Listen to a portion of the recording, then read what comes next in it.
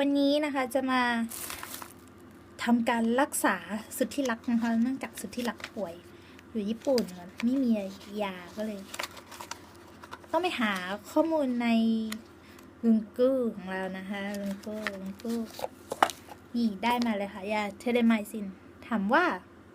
ตัวนี้นะคะเป็นยาของญี่ปุ่นนะคะถามว่าจะเอารักษาอะไรรักษาฝีดาษนกค่ะเกิดมาก็ไม่เคยรักษาเนาะลองดูจักกู้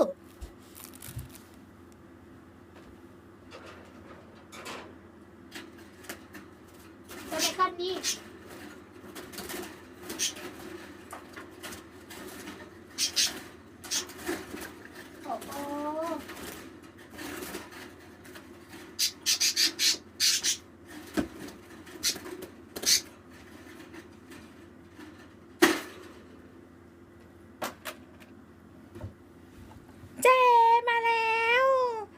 จุดที่รักป่วยไม่สบายนะ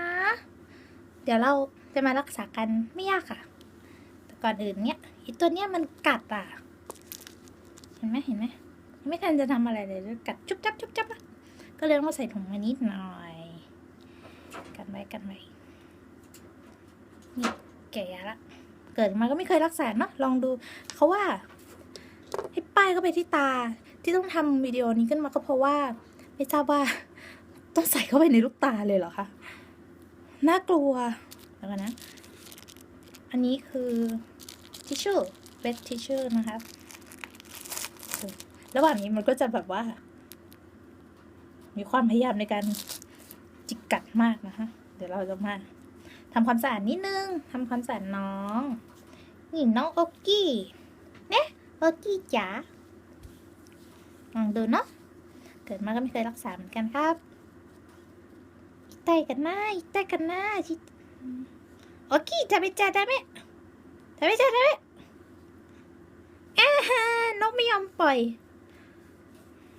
ダメだよダメ食べちゃダメダメだよเนี่ยเดี๋ยวเราเริ่มการทายาเลยค่ะสิ่งนี้จะช่วยให้เราป้ายยานกได้นะคะคิดว่าต้องเทลงตรงนี้ดีกว่าค่ะเพราะว่าถ้าเกิดอะไรขึ้นแล้วปลอดเชื้อไว้ก่อนเนาะปลอดภัยตอนนี้น้องเริ่มแบบว่าชินแล้วนะคะอยู่ในมือสงบนิ่งน่ารักเชียวค่ะตัวนี้ถามว่าอายุเท่าไหร่ตัวนี้นะคะเลี้ยงมาเกิดวันที่24เดือน10ปีรวมวันนี้เท่าไหร่ดีเอ่ยนะ1 ปีกว่าๆแล้วเนาะเอาง่ายๆคิดง่ายๆダメโอเคทาเบจะダメだよนี่ทาเราจะทาตรงนี้เลยค่ะป้ายเข้าไปเราก็ไม่รู้เหมือนกันว่ามันต้องป้ายขนาดไหนแต่เราจะป้ายยาน้องรู้ตัวปกติจะซนมากตัวนี้กึ่งนกบ้าค่ะไม่ค่อยเต็มค่ะตัวนี้เวลาทานข้าวก็จะแบบว่าเอาตูดชี้ฟ้าไว้ก่อนถึงจะรับประทานได้นะคะ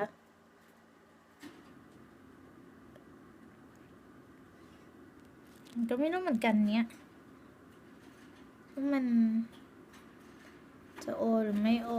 แต่รู้สึกว่ามันเป็นนิ่มๆแม่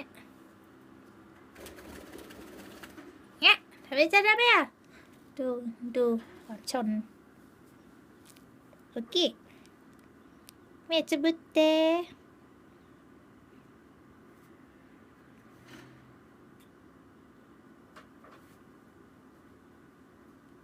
นี่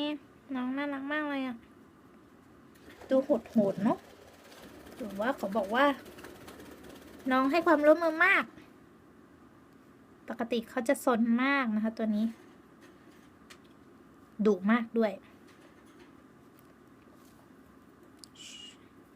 ใจเย็นทำไม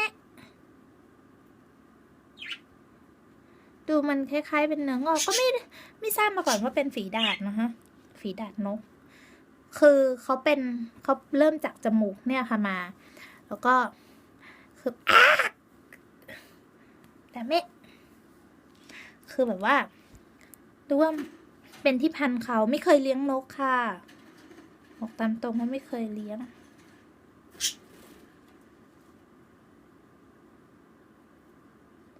กำลังทาดีนะเนี่ยบีบออกมาแค่นี้กำลังดีเลยค่ะต่อไปทาที่นี้ว่าจะตายปะเนี่ยちょっと待ってねโอเคปล่อยโอเคปล่อยโอเคมาเด้อ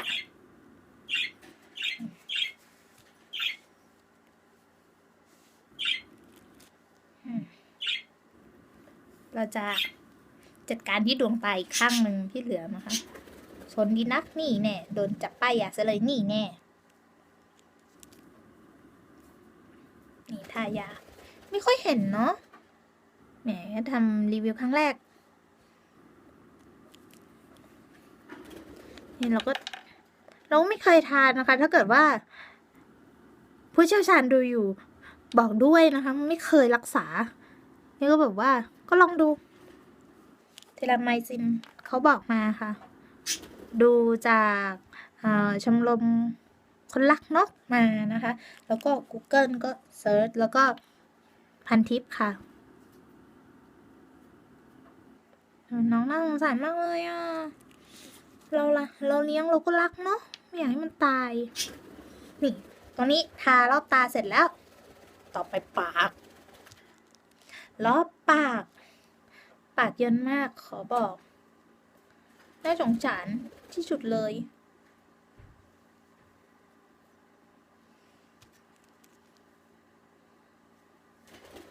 ดูเป็นสัตว์ที่แบบว่าสกปรกแต่ว่าเขาสะอาดเขาน่ารักเลี้ยงในห้องค่ะที่ญี่ปุ่นมันหนาวเนาะเอาไว้ในห้องค่ะนี่ทาก่อนยาทายาให้น้อง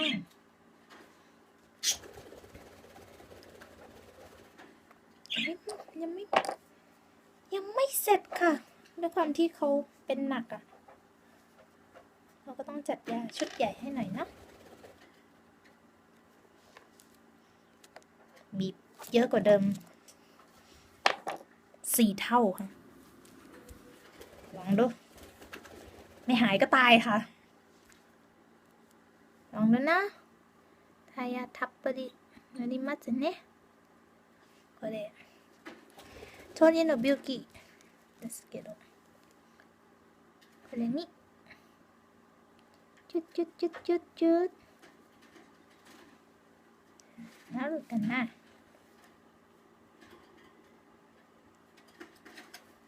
ね食べちゃダメ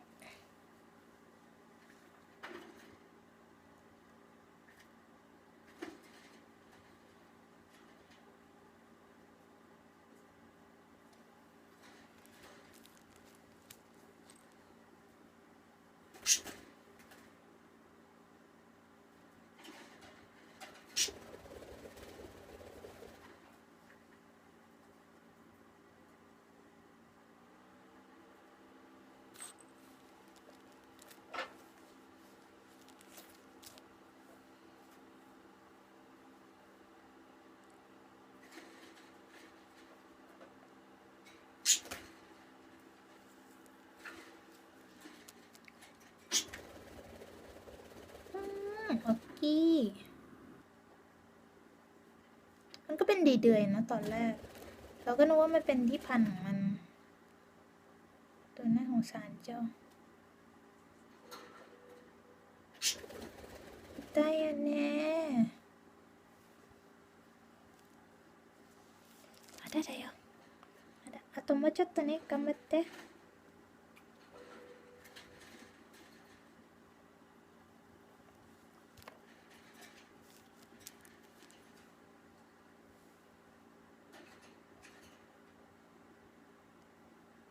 ไม่กล้าทาเข้าไปในลูกตาที่เขาบอกแล้วป้ายเข้าไปที่ดวงตาเลย ดูรุนแรงนะก็ลองดูค่ะทาดูเนาะวันนี้ทาครั้งแรกเลยซื้อมาเพิ่งแกะกล่องเอามาหวดโชว์ดูถ้าบ้านเรานี่เราซื้อยาง่ายใช่ไหมแต่ญี่ปุ่นมันไม่ใช่ค่ะมันต้องมีใบสั่งยาโชคดีที่ว่ามันเป็นยาทั่วไปก็เลยหาซื้อมาได้ไม่งั้นนกฉันชี้แง่แก่ใช่ไหมอีกตัวนึงก็เรียกร้องนะคะเดี๋ยวเราจะจัดการกับอีกตัวหนึ่งด้วย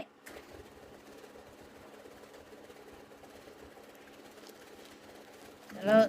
จะทำอย่างเงี้ยค่ะทุกวันดูซิจะหายไหมน่าสงสาร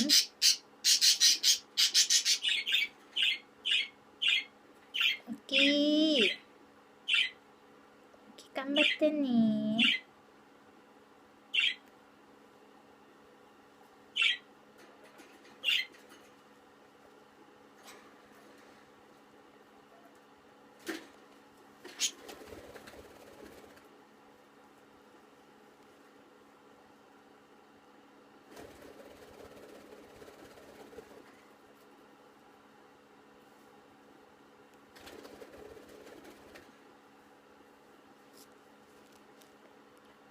ไม่รู้ทาเยอะไปหรือเปล่า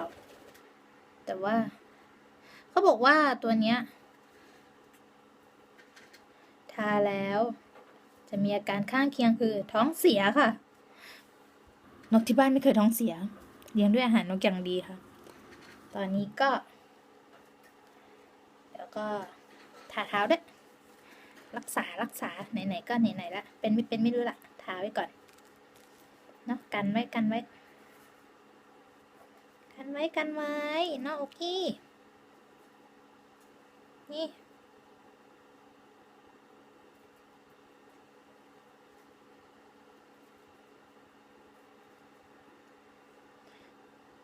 เลี้ยงเขาบอกว่าไม่ได้เลี้ยงเป็นฝูงนะเลี้ยงแค่2 ตัวนะคะข้างนี้เสร็จแล้วทาที่ขาต่อไปย้ายข้าง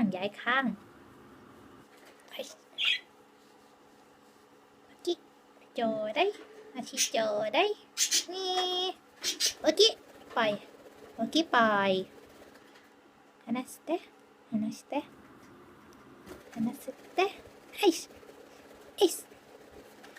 まだก็ลองดูเนาะเกิดมาไม่มีใครเก่งหรอกมีแต่เพื่อนเป็นสัตวแพทย์นะจะเป็นหมอหมารักษานกไม่เป็นค่ะก็เลยต้อง Google เท่านั้นอยู่ญี่ปุ่นจะพาไปหาหมอก็ไม่มีเวลาด้วยอีกอย่างแพงมากค่ะรับจนสินทรัพย์ลองดูเนาะถ้าหายถือว่าเราต้องขอบคุณคนที่เขามาให้ข้อมูลเรามากๆนะคะตัวนี้มันจะพิการค่ะ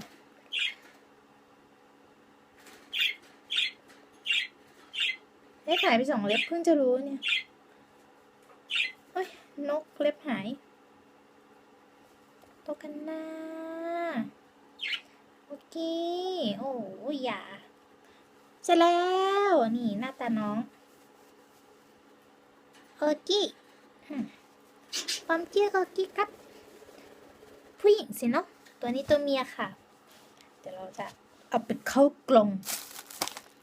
บ๊ายบายมาเต้นนี้บ๊ายบายพูดสิบ๊ายบายไม่ค่อยพูดค่ะส่วนมากจะบ่นอะไรก็ไม่รู้ภาษาไทยหรือภาษาญี่ปุ่นก็ไม่เข้าใจ